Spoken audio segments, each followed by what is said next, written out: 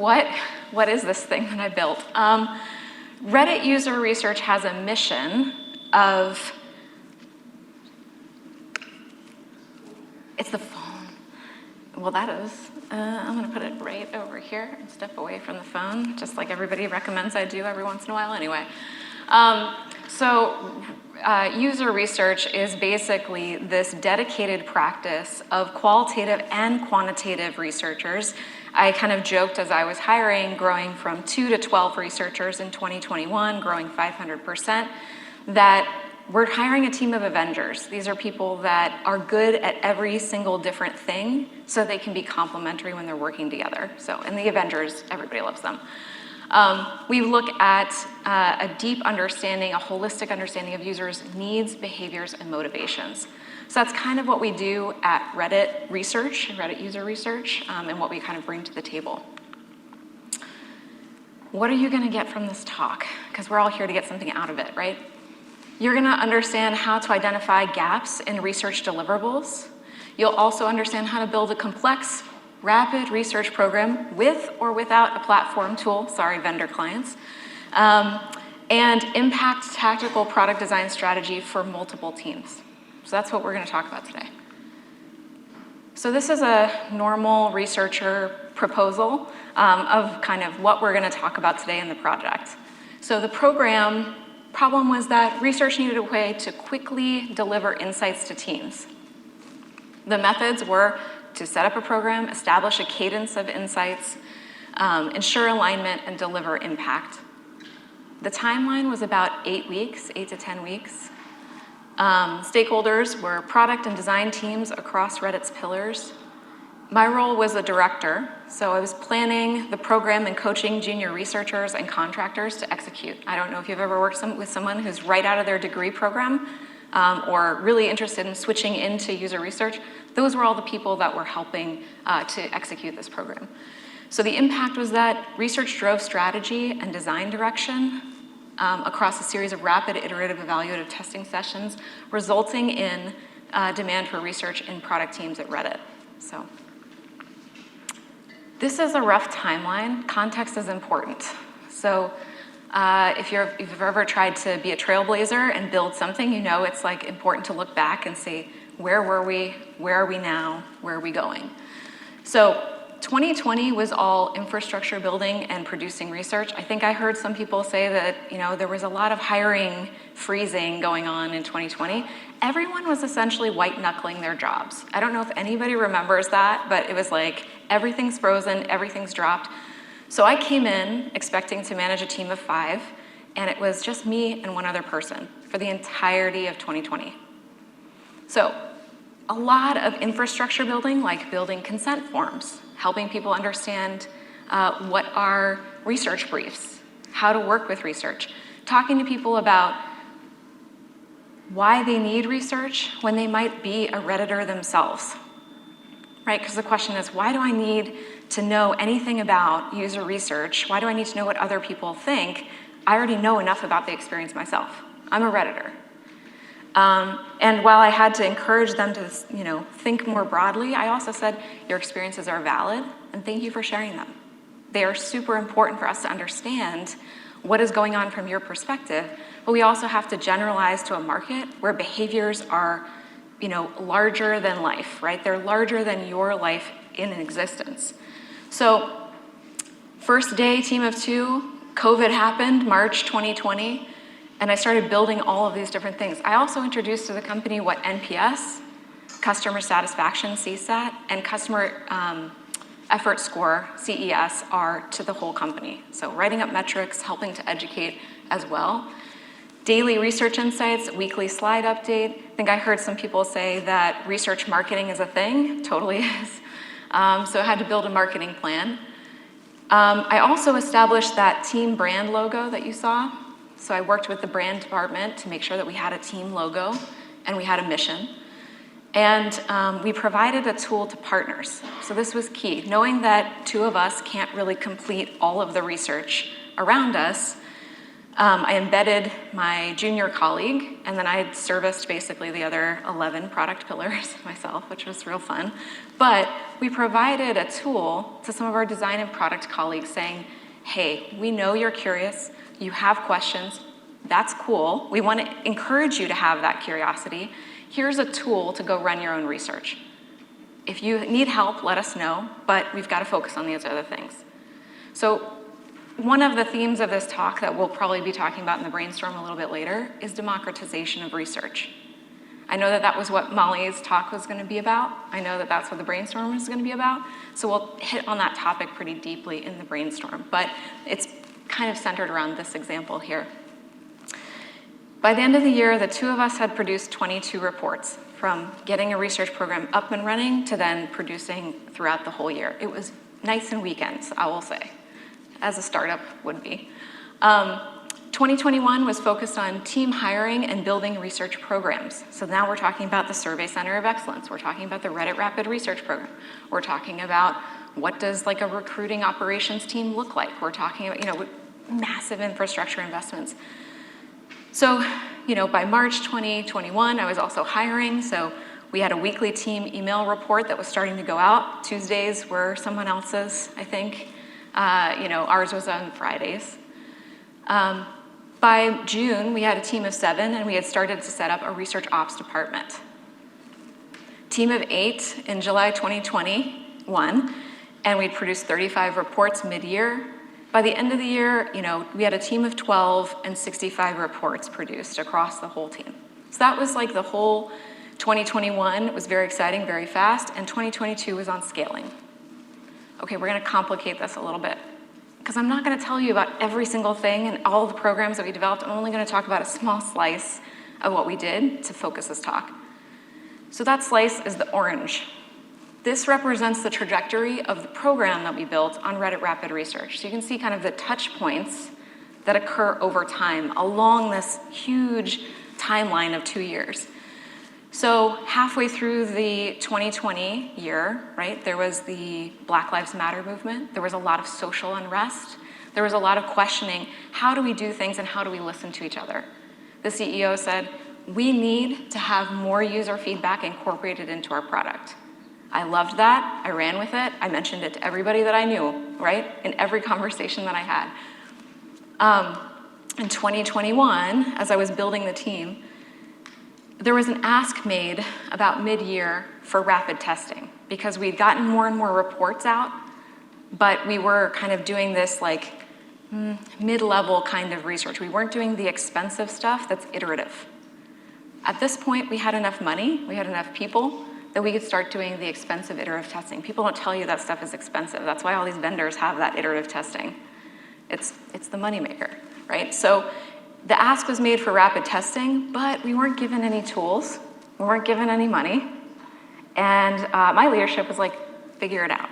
As always, figure it out with nothing. So the Reddit Rapid Research Plan was introduced, and we'll go into how I had to meet the needs of the different stakeholders that were around, and why this plan looks different from anything else that's out there right now.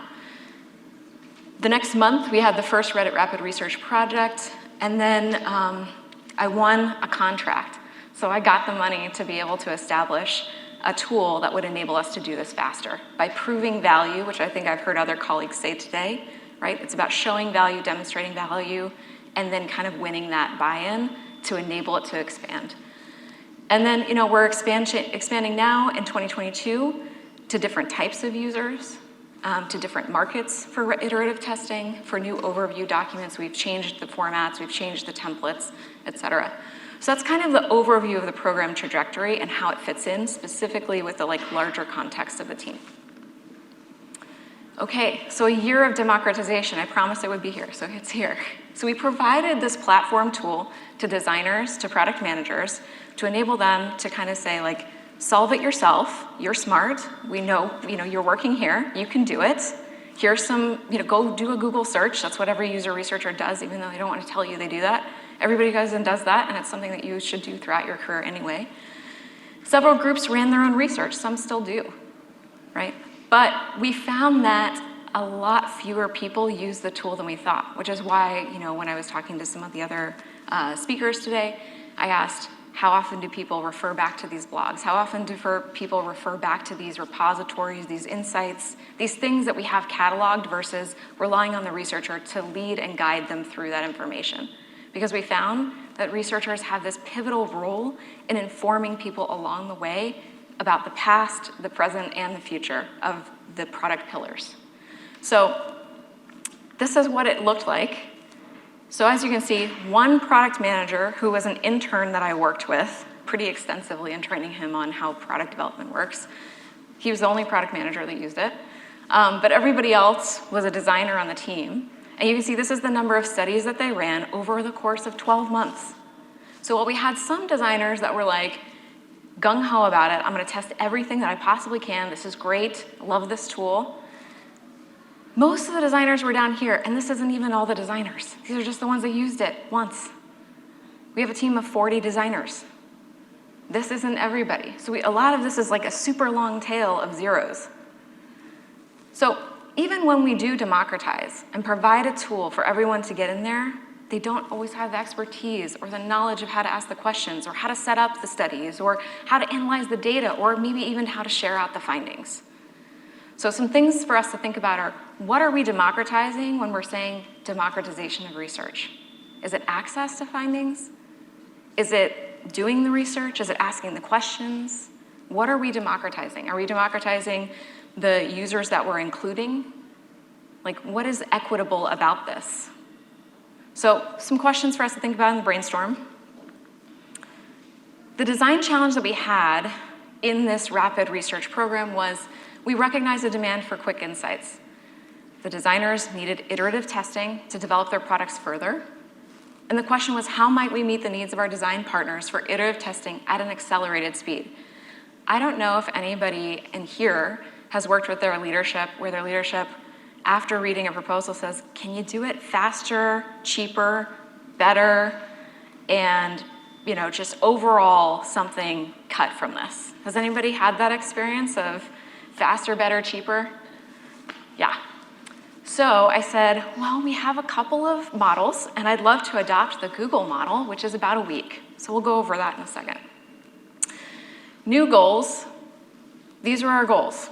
We had to build a research program that, one, delivers quick, reliable insights from experts. Those are our researchers. Two, documents findings. By the way, this guy is our little snoo. He's a Redditor. He's the Reddit logo. In case you didn't know, he's very cool. You can have your own avatar too if you go on the website. Documents findings, right? This is very key to reference and archive later. 3, scales to meet design testing needs. Evaluation first, let's check that these things make sense, and then adding on generative research later as a specific tool set. And then 4, builds customer empathy. That's my most important one. It's the last one listed here, but that was the one I cared about most. So when you're crafting a rapid program, what are we talking about? So this chart shows you kind of like the dimensions of quantitative and qualitative, and we've kind of been dancing around this throughout today's presentation. So if you'd like to take a picture, there's a lot of people taking, feel free to take a picture. This is awesome. I didn't come up with it. But basically, we have attitudinal to behavioral. We also have qualitative to quantitative on the X and Y axes. And you can see kind of where things fit. So people have been talking about focus groups today. People have been talking about, no one's mentioned eye tracking at all. Glad to hear that. We have a lot of like in-depth interviews. We have observations, ethnography, right?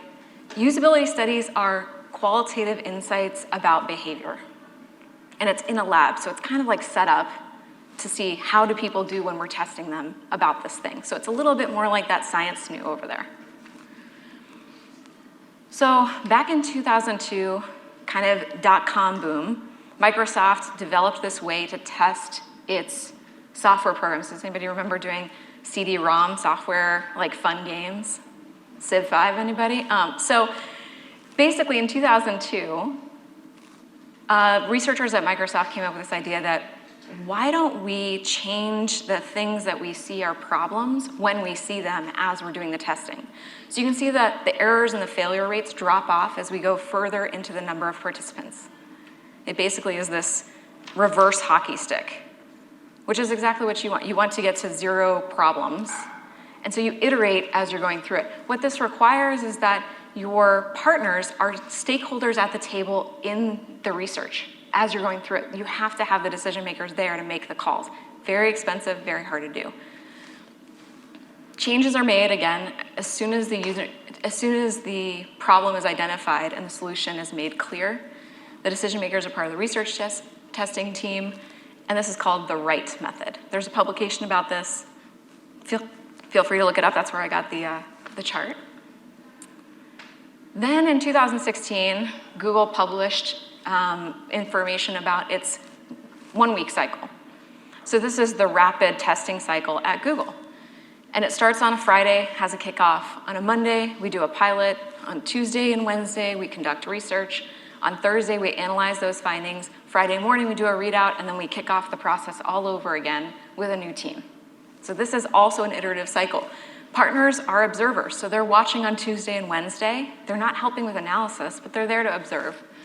There are debriefs after each session to make sure that they're involved. I've also heard that as a technique from our qualitative friends here. And there's a readout with supporting video clips, quotes, et cetera. So there's like a performative piece of the research from the researcher. Okay, so that's Google's method. I really like this method. I wish we had been able to adopt a week-long program. This would have been great. Iterative usability testing at Adobe is a different model. So this model, designers are at the center, no surprise there. That's Adobe's brand, right? So they're starting out with paper prototypes. They're starting out with the kernel concept and testing that, kind of iteratively building in sophistication of that concept over time. So it's getting more and more high fidelity as people go on and test with more and more users. So you're not wasting design resources at the upfront to make something very pretty. You're testing really the concept. Uber, I think, did this really early on before they went public as well. So they were testing, like, would you get in a car with a stranger? Apparently we will. Thanks so much, Uber. So design fidelity, again, increases with iterations. So these are the 3 things that I had in the back of my mind when I was like, okay, what are we going to develop for Reddit? So the best practices were you got to bring stakeholders along. You have multiple cycles of research to reach a conclusion, not just one big readout at the end where, here's the thing from 13 participants. You focus on low fidelity and maybe increase in sophistication over time. It gets deeper and deeper as you go. And then the process is fast and narrowly focused. So these are kind of the takeaways that I had from those different models. So the challenges at Reddit, as I mentioned, 0 new resources. I'm sure everyone's used to that. Make something out of nothing. There's an expedited timeline. A week was not fast enough. And in fact, I joke with my management right now. We're hiring a lot, so if you haven't checked it out, check us out. But also in the interviews that we're having, I'm part of the interview process, and colleagues always mention, oh, they said that our leaders would like you to get to 1-day testing and results. And I'm like, I'm sure they would. We're not at 1-day testing, but always looking to improve. So expedited timeline, 1 week was too long. Partners who hadn't worked with research. So I don't know how many of you have worked in an organization where the idea or the concept of not shooting from your hip to develop a product is like new. Like, oh, we have people that actually know what they're doing to help us understand even better how to hit our market. Yeah, so like educating about, I'm here to help you, I'm not here to threaten you, I'm here to make sure that we can all achieve tide rises, all boats kind of thing. And then there's just this aversion to meetings, which the pandemic I think increased, right? So I don't really want to meet about this, I'm Zoom fatigued. Do I need another meeting? Is this really applicable to me? Can't I just go design or produce the product without you? Can't I just keep going anyway like we had before? So all of these things were new challenges for Reddit according to the Rapid Research Program parameters. So there's this concept called nemawashi, and it's a Japanese term that means to build from the roots. And what you have to do is actually go around and kind of talk up the program before you officially launch it, before there's the ribbon cutting ceremony or the all hands presentation or whatever you want to call it, right? So you're going around and kind of back channeling with people to tell them, hey, this is what this means in a non-scary context. It doesn't put them at risk, doesn't make them feel like they don't know what's going on. They're all informed. Hey, there's this new thing that's gonna go. I'd love for you to be a part of the pilot. I'd love for you to be a part of the success story. Can we run this with your team first? So I did that a couple of times. And so word started getting out. The product managers were like, oh, this is actually really helpful. And I was like, oh, well, that's cool. Tell your friends about it. So Nemawashi is, again, about kind of building the roots. It's this image of a tree. So what we came up with was Reddit Rapid Research. And when you say RRR, it sounds like a pirate. So our logo is a very cute snoo pirate. And my friend over in the Metaverse 3D division basically built that for us. But we have Reddit Rapid Research. So R is kind of how we refer to it, in like a long R with an arm twist kind of thing, at Reddit. So what does this actually look like? Well, the week before, we have planning, and we try not to involve upper leadership in that. We're just like, hey, we're gonna talk to you guys about this project that you wanna run. Let's just keep it between us on the DL so people don't think this is longer than a week. Day one, we have our kickoff. Official communications go out with an email. We attach the research brief we've written that morning. We make sure that there's buy-in. We make sure that there's clarity. We've discussed what the goals of the project are. We've discussed all those different things. It's in our research brief contract about what we will achieve, what the goals of that particular session or groups of sessions might be. Day two, if it's unmoderated, it kicks off that night. And we get 10 to 15 sessions overnight. If it's moderated, we kick off interviews in the morning and do about 5 sessions in the morning back to back. No debriefs in between, but that's the speed that we got. And then we do analysis in the afternoon, and we ship off the report by the end of the second day. This is the fastest rapid research program that I know exists. This is the fastest one that I know exists out there, and I can't wait for somebody in here to prove me wrong next year and develop an even faster one so I can make it even better. And then we get to this, like, the interviews and analysis. We have kind of conversations after that, but importantly here, we invite people only to observe the interviews the morning of the day two, and we don't have a formal readout. We used to, and we found that partners only attended the readout. They were like, well, just tell me what happened in the session. Well, tell me what people said. And we had video clips too, and they, well, tell me about the general feel. And it's like, you can't really tell people what happened or what you experienced or what transpired. So we were like, let's get rid of the readout, send that to people, have them read it on their own, and say, the only thing we're gonna invite you to is the sessions, because we're trying to build customer empathy, and you have to see it yourself. There's no way that I can summarize it for you. A video clip isn't gonna do it. It's not gonna help you understand the nonverbals, the person's story, how they came to the product, what they see, why they're doing what they're doing. You have to be there for it. So we don't do readouts for this anymore. We do emails and reports, decks being sent to you, but we really place emphasis on showing up to the sessions themselves. So the week before, this is what we actually do. We review the intake request form, which we do have. It's a service model. We communicate the timeline and expectations to partners. We schedule the alignment meeting. We recruit and schedule participants. Day one, we create the research brief in the morning after clarifying with folks what we're actually focused on. We send off the kickoff email. We send calendar invites for sessions and debriefs, individual calendar invites. It sounds like a lot of overhead, but it's not. It's the same as like selecting a time and sending it to your best friend over in marketing or whatever. Sending those invites as a block confuses people. So it's important to send them for the individual session participant times. Creating the discussion guide and notes, so getting your templates ready for the process. Scheduling a pilot. This is also part of day one. Before the end of the day, we schedule a pilot to make sure that everybody's on board with what's going to be asked, what the flow is, what it looks like, and what we're going to get out of it. And then, again, if unmoderated, we launch by end of day. If moderated, we run the participant sessions in the morning.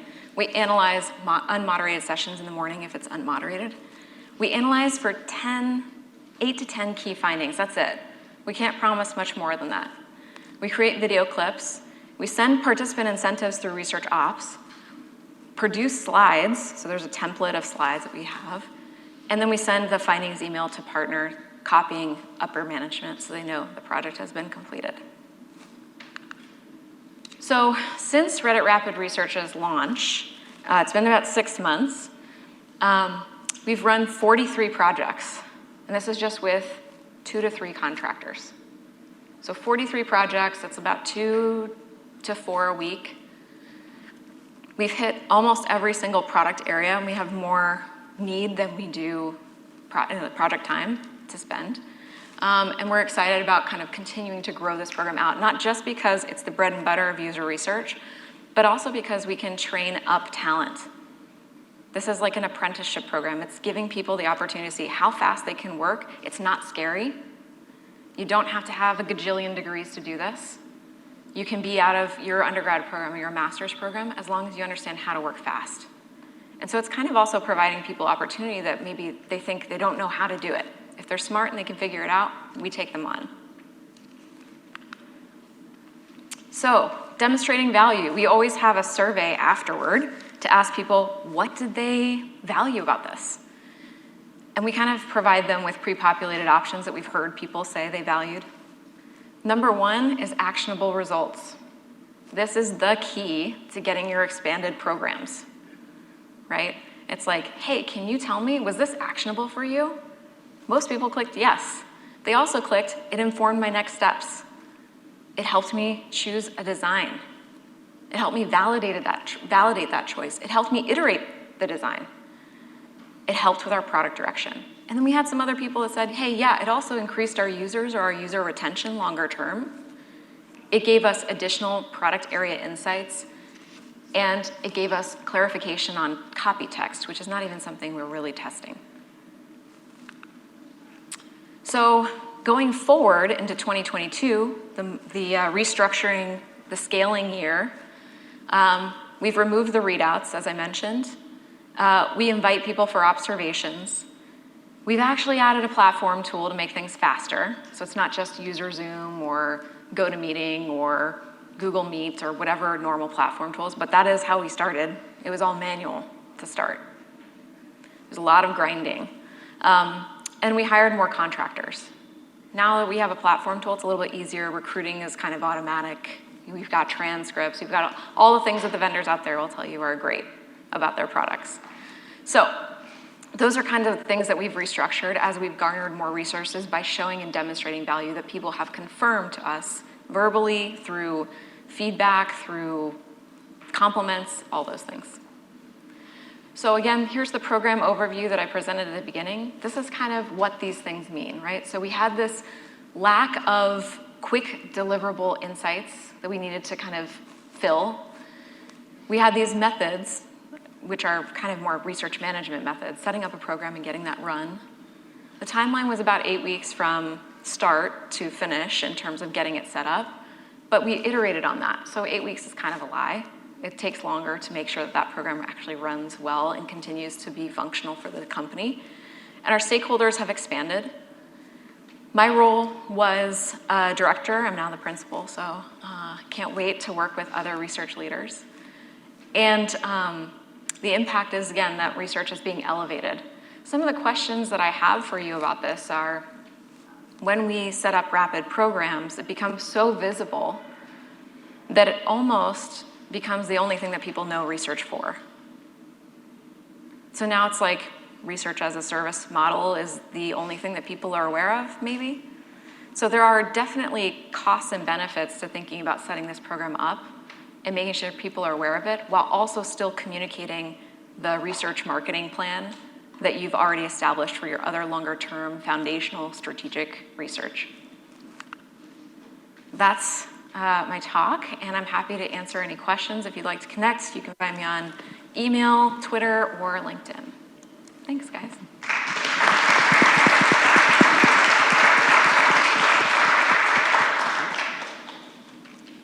Questions? Thank you so much, Kristen. Questions for her? Got a couple. Thank you. So I think that it's doable to do this in 1 week or less, so you mentioned it. My question is, how do you recruit that fast? Because usually that's what it takes longer. So with a platform tool, you just have a screener, which is really nice and easy. Before that, we were recruiting through either an agency to get certain particular types of users that we needed, or we were recruiting from platform, which required a whole research ops arm, which was, kind of weeks in planning, but we had people ready to go for set sessions. Mm-hmm. But great question, yeah. So the research ops part is like a different track. Got it. Yeah. Thank you.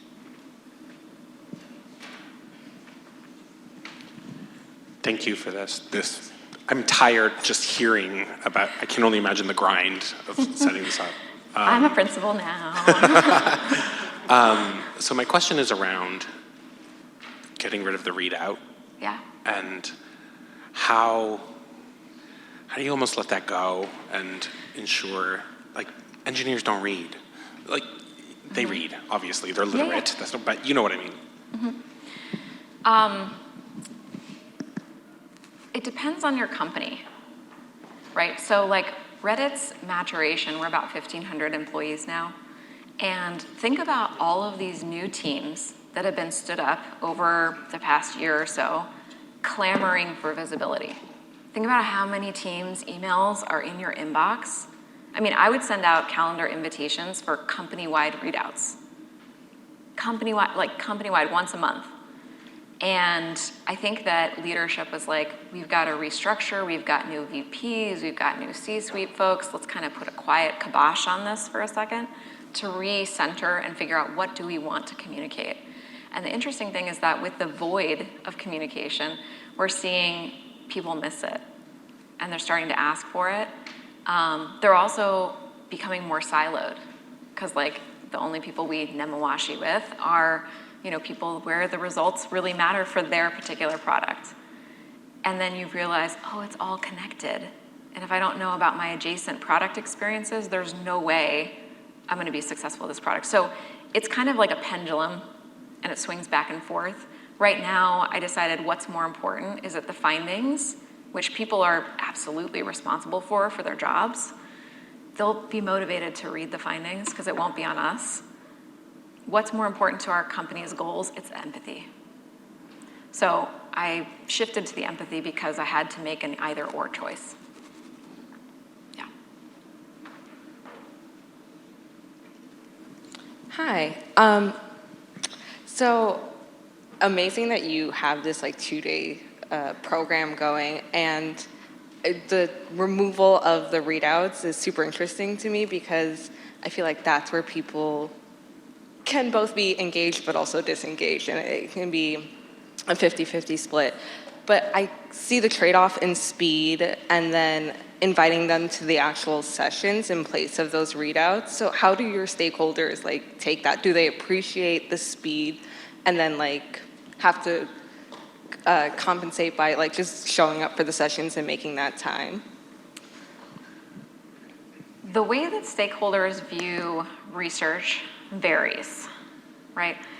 I've definitely had a VP of engineering email me this is how we should do research, and then it's like a talk on how to do user research interviews, and I'm like, yeah, we do that. Thanks so much, though. I'll send you some how to do engineering videos later. But like, I think that the things that has yet to occur, and I think it will occur more when we're returning more to the office, and people see the buzz. Did you see that participant? Oh my gosh, I had this light bulb moment, right? And people want that. They want the aha moments, but they have to invest in the journey themselves. We have to set up the opportunity and kind of say, hey, you're curious?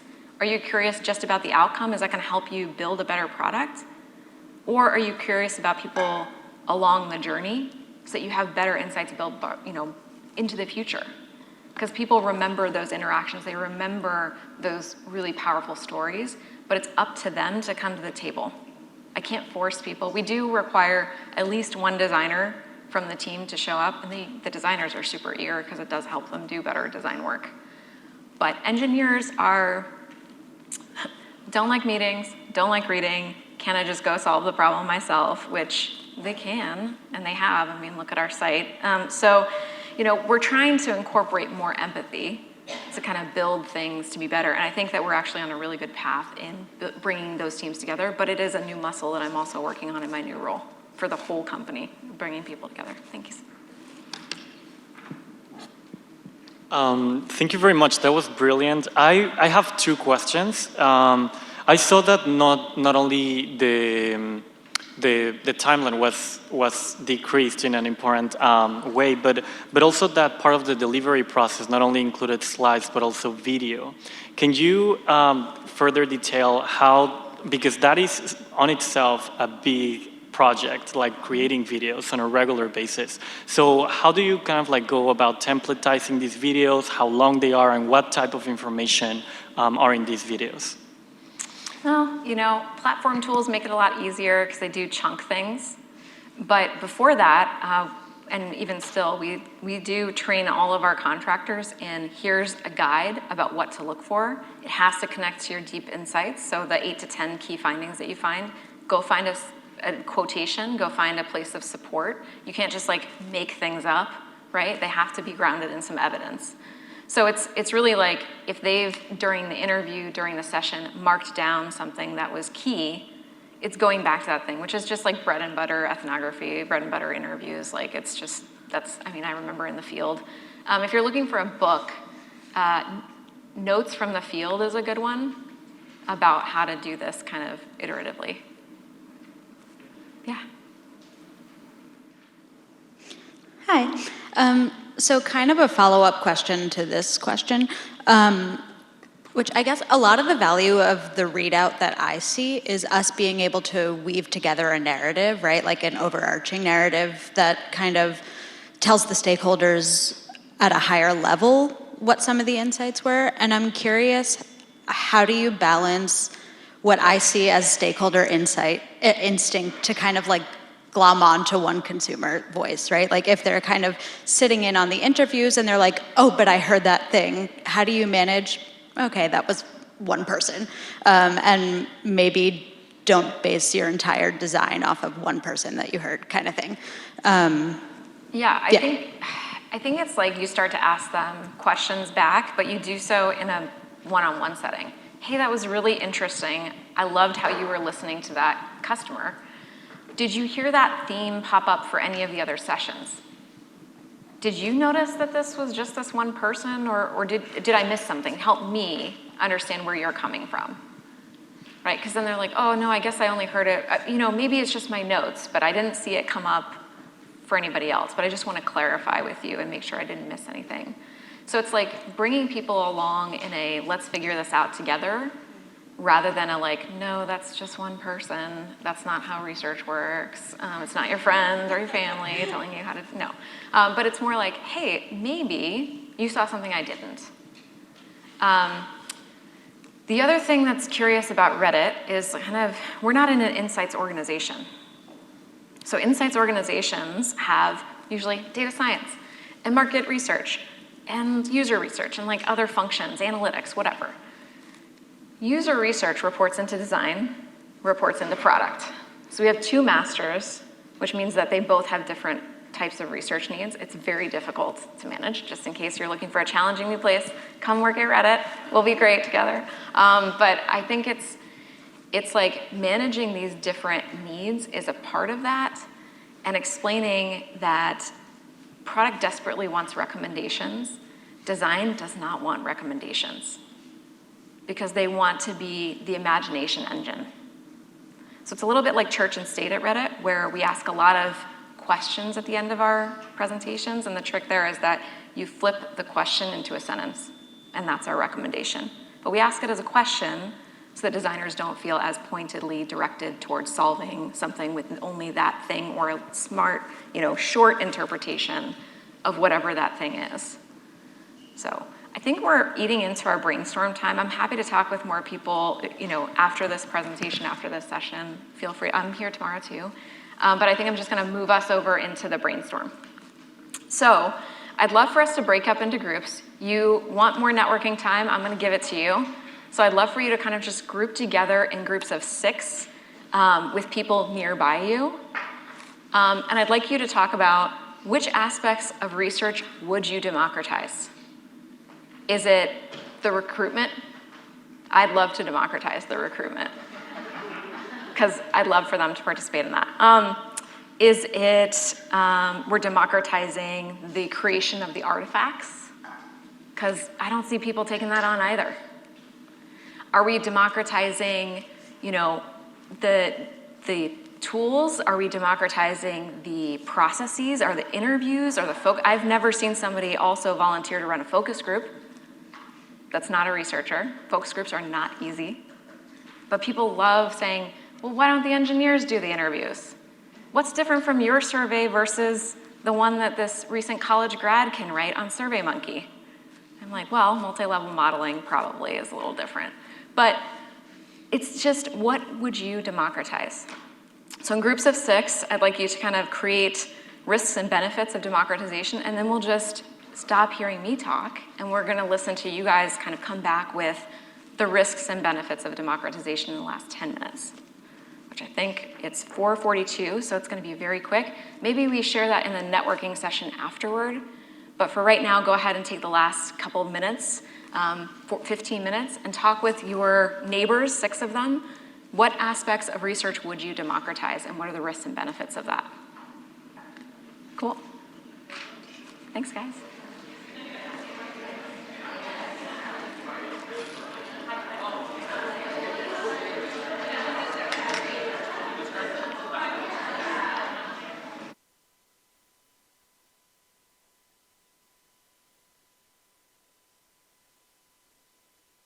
Hi, everybody. We are closing the session, and I think you guys have had a rich discussion about what does democratization mean. There's a lot of diversity in the room between vendors, between types of businesses, between scales of different research that you have. So thank you so much for participating in this brainstorm. I think you guys knocked it out of the park. I heard some really good risks and benefits being talked about, but also some other things about research. So thank you so much for your engagement today, and I will pass it over to Hunter to make the next best announcement that we've all been looking forward to. All right, one more round of applause for Kristen. Thank you.